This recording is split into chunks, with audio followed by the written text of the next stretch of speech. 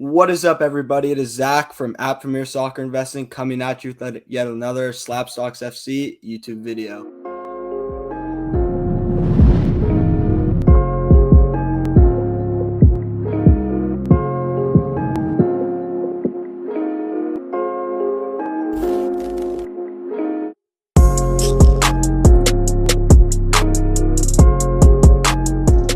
We got Aaron on today, going to talk about the national and all the stuff that's been happening in the footy world over the last week and a half or so.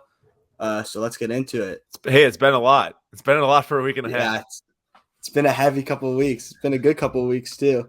Yeah. First off, the U.S. defeats Mexico in the Gold Cup. I don't know. Did you get a chance to watch that game? I tune in for a bit, but when I don't know many of the players, it's hard to get into. Well, yeah, so it was the USC team versus what was mostly the Mexico A team. They were missing a couple guys, but it was more or less their top team. So to win that second trophy in 2 months against Mexico is huge for the U.S. national team. That is pretty crazy. I saw the last goal, and that was nuts. That was awesome. Yeah, perfect ball from Acosta. And Robinson, the guy who scored it, I think is going to be a starter with the main team when qualifying starts next month, next to John Brooks at center back. But yeah, just you can't ask for more right now if you're a U.S. men's national team fan. Golden generation, right, Zay? Yeah, and these guys are early 20s still. So you have 2022, and then 2026, they'll be in the middle of their prime. They'll be 28, 29. Like, the future is very, very bright. That's crazy. That's crazy. Duda got, first, these are the rumored FIFA world rankings. As you can see, the U.S. a huge jump up following their 2 wins. What I thought was interesting, though, was Italy being only 5 and Belgium 1 and Brazil ahead of Argentina 2. Yeah. So for people listening on podcasts, it's Belgium 1, Brazil 2, France 3, England 4, ahead of Italy at 5, Argentina at 6, Spain at 7, Portugal 8, US 9, Mexico 10, and Germany nowhere to be found. What is that? Yeah. I How don't does know, Italy, Zach. What's your take? What's your take? how does Italy win the Euro against England? Belgium doesn't make the final. They're 1 still. Brazil loses the final to Argentina. They stay 4 ahead of them. If I was ranking these teams, just reorganizing this top 10, I'd have Italy 1, Argentina 2, I guess Belgium and Brazil 3 and 4. Or no. I would have England ahead of Belgium. Brazil 3, England 4, Belgium 5, France 6, Spain 7, Portugal 8, US 9, and then Mexico 10. I think the last 3 are good. But What about Germany? Germany not ahead of Mexico? I mean, Mexico did make 2 finals. Yeah. I get that it's CONCACAF, but you only can play the teams in front of you in the end. That's fair. Yeah, Interesting ranking though. Yeah. So when does it become official? Because you said it's unofficial. When do they officially announce it? I think they announce it sometime in August. I'm not sure though. Got you. Another one for those who are following the U.S. men's national team, Josh Sargent, who is in the running for the starting number 9 position, striker. His team, Werder Bremen, was relegated last season, so they're in Bundesliga 2. So it'd be a good thing if he got a transfer out. And Norwich City in the Prem are really trying to get him. So hopefully that would go through. Well, that would be terrible if he doesn't move. He'll be playing for nothing. Yeah. And I would be happy. I picked up a Josh Sargent card at the National, which we're going to talk about later on. But yeah, I actually somehow I got one too, just as a throw in a trade. I definitely was not planning on buying one. He's looking right now like he's the starter at striker for the U.S. But that could change if he plays the whole season in the second tier Bundesliga and someone else takes a step. So he really does need a transfer out. Is there anything that's preventing it from happening other than Norwich not paying enough or something? Well, yeah, Bremen's asking price is pretty high for him. So it'll be interesting if they met or not. But Norwich seems to want him based on all the reports. Got you. Then other transfer news for the U.S. men's national team, Gianluca Busio, who had a very important role for the U.S. in the Gold Cup. Record transfer for Sporting KC going to Venetia in Italy, which is a newly promoted team into the Serie A. This team is interesting because they're American owned, and they've been buying some young Americans. So this is looking like they might turn into like a stepping stone club for Americans to go from MLS into Europe and stop at like Venetia. Do you know? Do you know if he has any cards or not? Yeah, so he has 2020 Bowman MLS, and then he's like in the Tops MLS set too. That box I ripped, I pulled a Busio auto. Wait, that I was the got auto you got? yeah, Oh, that's awesome. yeah, it was a good auto to hit. Yeah, that's great. I wonder if it's like I'm sure it's led to some eBay purchases. I'm sure if we went and looked right now, there's probably like some sales today. Yeah, there definitely has been. People are high on him. He looks to like probably not a starter in the US best 11 at the moment, but he's someone who could push like Tyler Adams for that number 6, number 8 spot. Then more transfer news now, the big boy stuff. Chelsea are really pushing hard to sign Lukaku. See, like Fabrizio Romano, the man himself, tweeted they got personal terms agreed. Chelsea is supposedly going to be coming in with like a 130 million euro bid, which That's is crazy. nuts. That's like 170 million dollars. Well, that's more than what Grealish would be, right? Yeah, Grealish was 100 million euros, so 140 million dollars. For that's basically what Tottenham's been asking for Kane, but like 140, 150 million euros, which would Well, strengthen their argument for that price if Chelsea ends up buying Lukaku at this price. Because even though many people see them as equal or Kane slightly better, you have like the English tax, which is really a thing. English players going from Premier League club to Premier League club just command a higher fee. yeah, I mean, this would be a pretty huge get for Chelsea though, coming off of a Champions League victory, adding one of the best strikers in the world.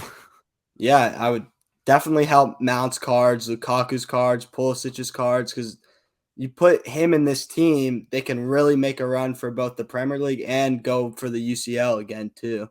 Yeah, that'd be nuts. That'd be nuts. Dude, the Premier League is gonna be so fun to watch this year. It's gonna be a battle. Yeah, I think it's going to be a 3-horse race: United, City, and Chelsea. That's why I was gonna say it too. Yeah. I just don't think Liverpool has enough firepower if you Have, still have Firmino as your striker in the yeah, they haven't end. really added much either. Like it's not Yeah, that they've and they were pretty far off the pace last season. I get it; they had injuries and stuff, and they're one of the teams that are probably missing their fans more than most, just because of the atmosphere at Anfield. But like, I don't know, all their players are a year older. They weren't exactly young to begin with. it's crazy to see where they were and not where they are now. You know, like that one year when they're so dominant. Yeah, I mean that's what happens when you don't continually invest in your team, and that's why it is between United, City, and Chelsea, because they're the teams that spend the most every summer, and it's really not close. Yeah, very true. Very true.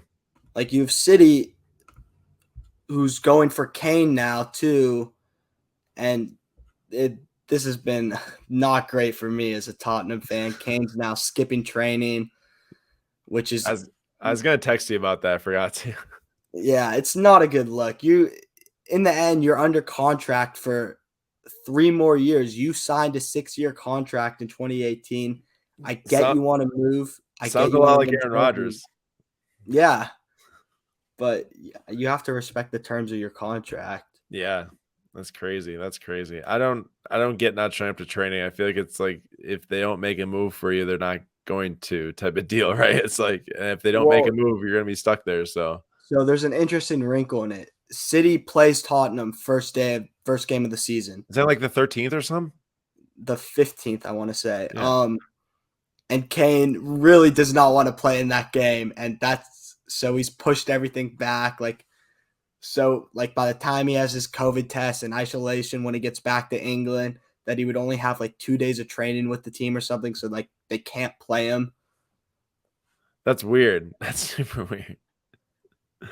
I really don't see Levy selling Kane at this point. Just the way he's operated, his whole like tenure at Tottenham and how he like takes slights from the media or stuff like that. And it hasn't worked in the past. Like Luka Modric used to be a Spurs player back in the day, and he tried sitting out of training one preseason when he had like 3 years left on his contract. Tottenham didn't sell him that summer. And then the next year, they ended up selling him to Madrid, but he made him wait that extra season. I think that's what's going to happen again here. I think Kane will play one more season at Spurs. And then, Zach, what happens like with Man City, like getting Grealish? How much money can these dudes spend on transfer fees? Like, could they literally like sign Grealish, sign Kane, and then also like sign Messi?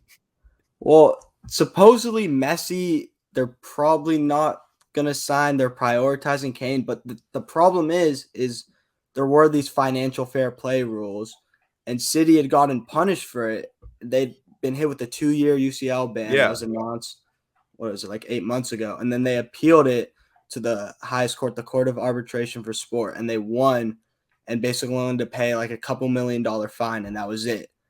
So they defeated the rules that were meant to stop something like this, and now they know like we can spend however much we want, and there's no yeah. consequences. So they could literally go and pay 100+ million euros for Kane too, and then you have Kane at striker with Grealish and Phil Foden and all those other dudes, De Bruyne and whatnot.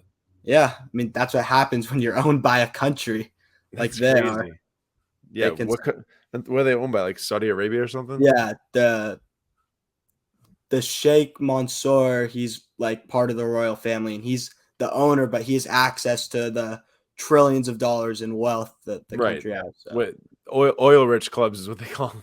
yeah, That's just crazy. That's literally they could just funnel in as much money as they want to win as much as they want. But they still haven't won a Champions League, right? And like yep, ever.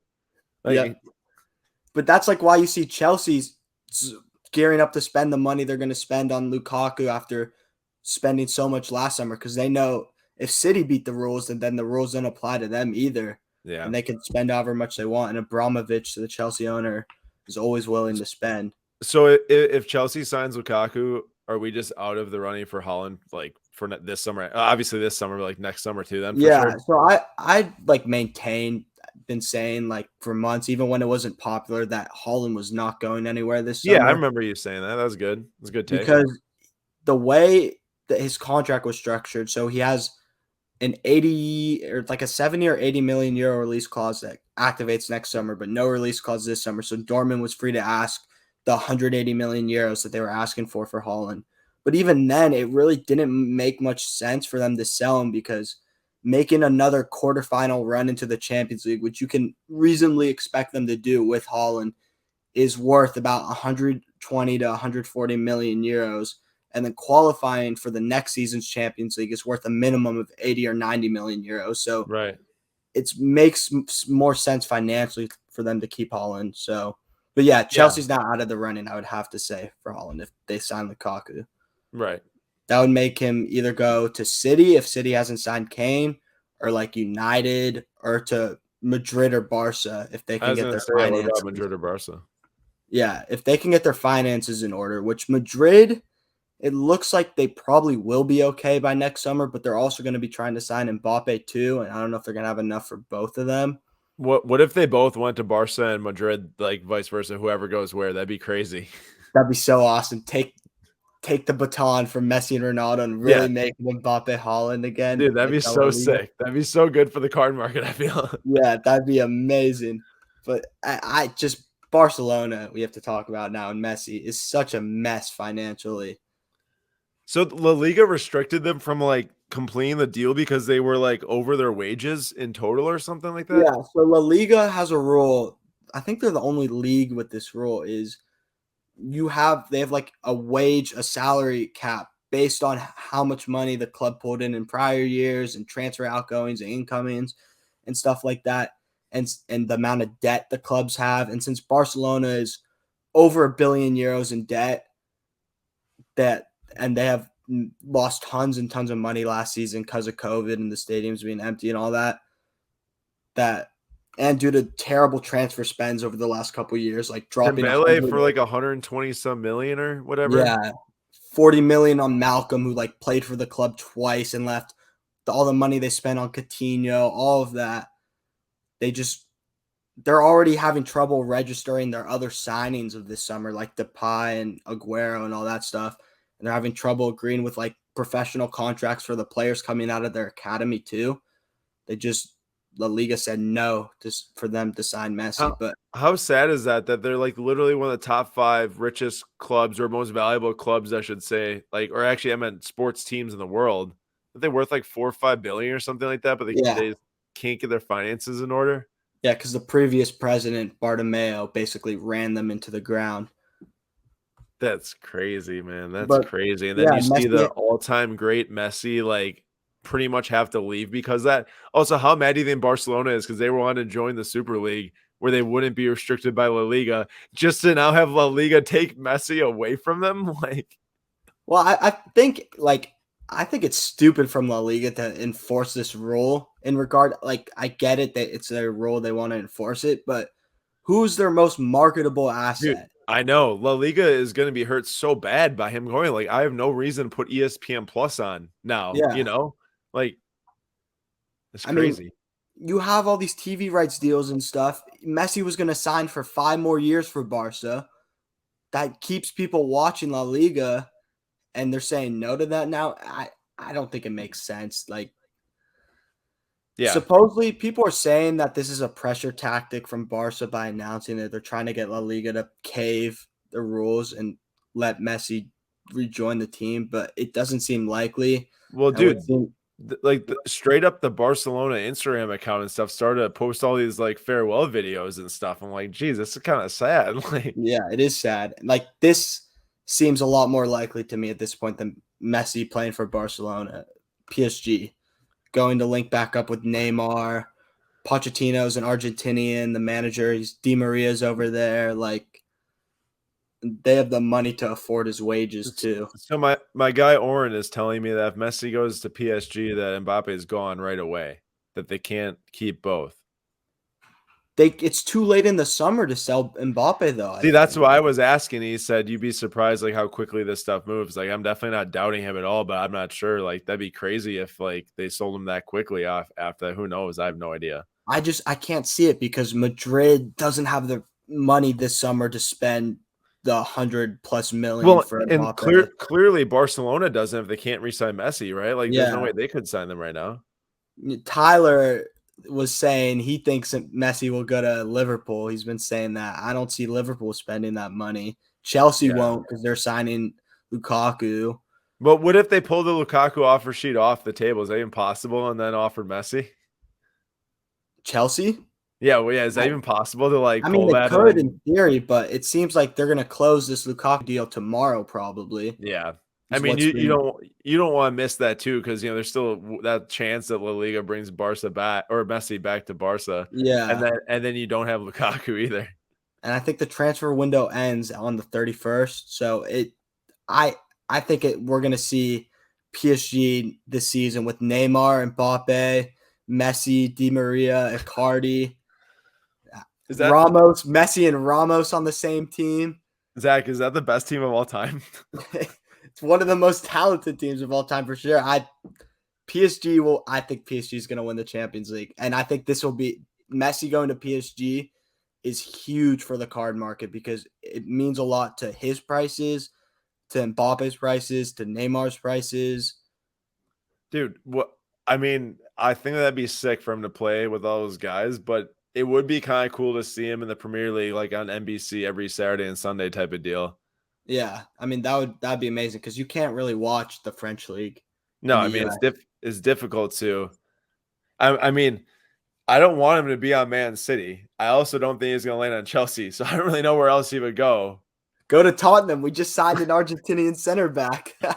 Played with them in the Copa America. Zach, you would go nuts for like the next month straight if you got Messi. That'd be one of the greatest moments of my life if Messi were to sign with Tottenham.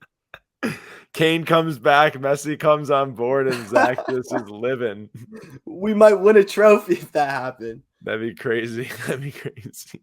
But yeah, I think like that would be huge for the soccer card market. Like, let's transition to that. Like, what'd you see at the national? Or wait, Yeah. which one? I saw like a few booths that specialized in soccer and not much else. I know that you weren't at the Dallas card show, but I felt at the Dallas card show there was more like hybrid, like just sports card investors, like between like all the sports that had more soccer, and in Miami too, than in Chicago. And I maybe didn't walk the floor enough because I was so busy at the booth and whatnot. But I just felt like that there wasn't as much soccer there as I was expecting. Because 2 years ago, when I started getting to soccer at the national, I'm like, oh, by the time that the next national rolls around, I want to have a ton of soccer, and I did now. But there just wasn't that much else. I mean, you had Austin from U.S. Soccer Breaks, Soccer Breakers FC, Cyrus, and then Miami Soccer Club, and then like maybe just a few other booths other than that, and us. Yeah. Like, is that what you saw? Yeah. So what my take on it is a lot of the soccer market is very much in a valley right now. It's down. And people I think are seeing that and they're like, well, Mbappe, like the Mbappe, Haaland, Messi, all this stuff is down right now. And they think, why would we sell at these low prices? So they didn't even take the soccer stuff with them to the That's a show. good point. That's a good point because I did ask around to some people and they said they didn't even bring it. Yeah. I just think people weren't looking to sell. I think like people were looking to buy and hold. Like it just like I was going around trying to buy like Mbappe rookie stuff, and it was really hard for me to find it because the few people that I knew had soccer, they either weren't selling or they were asking like really high prices, and it was just people know like the prices are right now aren't going to stay that low in the coming months. I feel like so people are Yeah, just holding until they hit the prices that they're looking for. I mean, that kind of makes sense when I said, oh, I saw in Dallas a lot of soccer. Well, I was in Dallas in March and May, and that was Yeah, when that's when soccer it was was super hot. crazy. Exactly. So people were willing to sell, because they're making money. Yeah. That makes a lot of sense. Zach, what do you pick up at the show? I got some nice like Pulisic on card. This was my favorite pickup. Mbappe, the rookie Panini Foot rookie sticker, PSA 9. Some Mbappe Chrome. The McKennie that you sold me, the Yeah. patch auto. Some Sargent. Just like I was really focused on like Americans and Mbappe. I think were just two really good buys in my opinion. That's what I was going for. What about you? Yeah, well, you saw my Instagram post today. I don't have it next to me, but I bought the Messi Eminence patch auto the night before leaving for the show. And I knew as I was hitting that confirmed bid, I'm like, I'm literally not going to be able to buy anything these next 5 days. Then I hit bid and I had no regrets because I thought I was going to get outbid. I didn't think I was going to win, but I felt as if people were saving the money for the show, especially, people with that much money going there. And I think I got a deal because everyone was trying to save. And I said, screw it. Let me waste my entire budget one night before the show. But I think it was a good move. Problem to have, though. Yeah. I mean, I didn't feel as if there's going to be a card like that would walk up to my booth. That's how I kind of looked at it. It's like, I didn't want to miss out on a card like that, especially after I traded my Ronaldo Eminence. I'm like, well, I like Messi way more anyways. So I'd rather have a Messi anyways. And then I got like way more out of the deal by buying the Messi and having the other Mbappes and stuff. Which is cool. And then I got the Mount Select Silver Rookie Auto PSA 9 from you, which is literally, I think that there's like less than 40 of those made, maybe 50 or less. They're so rare. And then I got an impeccable Mount patch auto numbered out 35, a second one. So a couple Mount editions and then the Messi. Then I picked up another Erling Haaland card. I don't know if you saw it. I got the Prize Footballers Finest PSA 10 rookie insert. Was that from the guy that I got the Pulisic from? The No, one it with the wasn't. crazy That was stuff? the guy. That guy had the insane Holland stuff that you got that one from. I got it from just another guy. I traded him like a Musiala Obsidian and like $300 for it. PSA 9. I liked it though. I don't have any Holland anymore, so I got that one. But yeah, I mean, it was a good show. It was fun. I think a lot of people it was cool having a lot of people walk up and know that like we were kind of the soccer guys there, along with other guys already named, of course. But like that was cool to see because I think that's where we want to be. Position, people knowing that they can come to us to talk soccer, to see soccer, to sell soccer. Hopefully next national I'm in a better position to do more buying because I heard that buying was really good if you're a dealer there. If you came with like cash and capital to spend, you could get some really good deals, which I did not after buying the Messi. So Yeah, like I noticed that too. Like when I was sitting on the booth that whole day, basically, so much there was so much better like soccer stuff that came up really than that I was seeing in the show. Like there was the few main tables that had soccer and that was it. But there were all these people bringing soccer, Yeah. and I felt like it was just a lot easier to get a deal too. Well, this is kind of how I see it. A lot of the soccer people that got into cards, it happened in the last 2 years, right? And the most people that have the boosts are the ones that had it in 2019 or prior.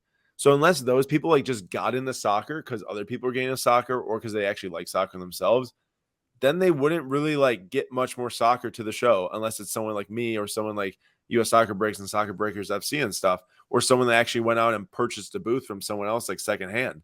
Because so many of those booths are already owned by people who had booths from 2019 prior. Oh, And that's unless they like, interesting. yeah, so like all the people who got into soccer in the last 2 years, which is I think what 95% of the people, especially within the last year, they were stuck to walking around the show, even if they had better soccer stuff than I had. Like CLE soccer cards that walked up. His stuff was insane with the Eminence Messi Rainbow, the 1 of 1 out of 5 Yeah. out of 10. And he had some other insane stuff. Like those dudes could set up at a booth themselves. It's just like to actually get that booth is So I have a super question difficult. about that. Was Yeah. Dallas like basically anyone who wanted a booth could get? Like, was it a lot easier? It was way easier. Like I passed on a booth. I could have went on the website and bought a booth, and I passed because I don't really want one there. But yeah, it was a lot easier to like acquire a new booth to where if you wanted to set up and you got into cards in the last year, you easily could if you were just like had it on your radar. Not the same with the national. Okay, so Super, that super, also super, would super. explain the discrepancy in the amount of soccer tables between Yeah. Dallas and the national too. Yeah. I just kind of brain blasted that here on the live show, but it makes sense to me now thinking about it. Well, yeah, and like also I would like spend some time just hanging out like the soccer booths when I was walking, just talking soccer. Like when I was at like Tyler's booth at the Card Talk Pod booth, tons of people would come up and have soccer and try to sell to him or try to sell to the other people there. And then the Yeah. same thing at Soccer Breakers and at Miami Card Club and all like I like a lot of people would come up to me and talk about the show. Because they knew they would go around to the soccer booths and then they see me or they see like the other people are into soccer and then that's like when you would see. Yeah, I forgot to mention Tyler and Card Talk earlier, but he definitely had soccer there too. But like that's kind of what it seems like. It's like they all the soccer guys kind of flock to each other, and then it's just like all bets are off. Like just talk about everything right away. I do have to say though, like the soccer card community is strong. Like people like know what they're talking about. People are willing to talk and share Yeah, stories and share like it's a really small tight knit group right now, and hopefully that just keeps on expanding. But like it came to the point to where like I now get DMs of different cards are available at the show from people being like, "Oh, did you see this there?" Like type of thing, or that's like go message this guy because he's got this card at the show, to where like everyone kind of knows what everyone's looking for and can help each other out, which is really cool. well, yeah, like this at the Mbappe I got, I posted on my story the night before that I was looking to buy one of these because I spent the whole day the day before looking for one and I couldn't find it. And then someone who follows me, who I've talked to, DM'd with many times in the past, he told me that someone at the Miami Card Club booth had it, but he didn't have it out on the tables. And then he connected me with him, and then we were able to work a deal from there. And Yeah, it's just like like that's stuff like crazy. that. That's crazy cool. It was just like really cool to see like how like willing people were to help each other out and stuff. It was just For sure. And with thinking about that, Atlantic City 2022, hopefully we see even more soccer there because the World Cup is going to be perfect timing because it's not happening during the summer, it's happening in November. Like yeah. that's perfect timing because that's like 2-3 months beforehand to where it's not like, oh, the event's done. It's like, no, the event's coming. It's like that's the best part. I think it's gonna be crazy. How about you? What do you think? Yeah, I think it's gonna be nuts too. And it's just interesting like with the club schedules. I haven't seen anything yet, but like do they play deeper into the summer, the clubs? So do we might we still have like Premier League or them starting earlier? I mean, not playing Yeah. deeper, so like And does the then Premier taking like League, a break, taking like an international break or something. yeah, for like a month and a half or something. Like, does the Premier League start at the end of July Dude, we, next we season? could be in just the heat of everything at that moment. That'd be crazy. Yeah, I mean, knock on wood, you have the U.S. in the World Cup at that point. Then the hype, like, should we qualify? Which I would be shocked if we didn't. This squad is so good. Yeah. Like the hype that's gonna be there for like Pulisic, Sargent, like all these dudes, McKennie, like it's gonna be nuts. And you have Yeah. that No, combined with Messi and Ronaldo's last World Cup. not to Dude, mention you potentially have Haaland and Mbappe on the move, like right before that. yeah. And It's gonna be overloaded. Harry Kane too, possibly if he doesn't go this summer. I think next summer would be almost for sure that he leaves. Yeah. That's crazy. That's crazy. Next summer is gonna be nuts. The World Cup's gonna be nuts. The National's gonna be nuts next year. Are you going again? I'm sure. Yeah, I'll Good. definitely be there. Good. Glad to hear that. Gonna try to hit like when I'm in Michigan, like these big Midwest shows. I'm gonna try to come out to Yes, too. sir. Yes, you have to. That'd be awesome. That'd be awesome. Hit me up. I mean, I'm sure Yeah. I'll be going to some too. For like everyone listening and watching, if you haven't been to a big card show, you need to go. It really is like an amazing experience, and to be there like in the market as it's happening, seeing all the cards people have, talking to people who enjoy the hobby just like you, like that's what it's all about. Yeah, it's the best. You know, I bought slash traded for literally like 3 to 4 cards the entire weekend, but that wasn't even like what I walked away with, like the most valuable stuff. You know, is all the meeting the people, the memories, hanging out with Zach for the first time, hanging out with our full team. Like that's the first time we've had all of us in the same spot like ever, and that was awesome. Like there's literally Yeah. like eight of us there at our booth. That was sick. Yeah. But yeah, no, it was a great time. Great time. I can't wait for next year already. Yeah, it's gonna be crazy. You guys all need to come to these shows and say hi and say what's up and talk. Like it's just an experience that you need to have if you're in the card community. I agree. Like you don't really feel like you're in it, you know, through digital and stuff, but you're really in it once you go to the show. Like you feel it. Yeah. It's awesome. The energy's insane. Like when I stepped onto the show floor on that Wednesday, I was like, oh my God, like this is just Yeah, that probably massive. blew you away because that was your first time and stuff. Like it's Yeah. just like you look to your right when you walk in and you're like, it's never ending. It's Yeah. crazy. All right, man. Should we shut it down? Yeah, that feels like a good place to wrap it up with. As always, like, comment, subscribe, DM me from your soccer investment. You want to talk soccer, all that. Aaron, thanks for coming on. Yes, sir. That was a blast. Lots going on in the soccer world. Hopefully we know soon where Messi's playing. Yeah, that's gonna be a good one to track. I think that's it for now. Thanks for watching, guys. Peace. See you guys.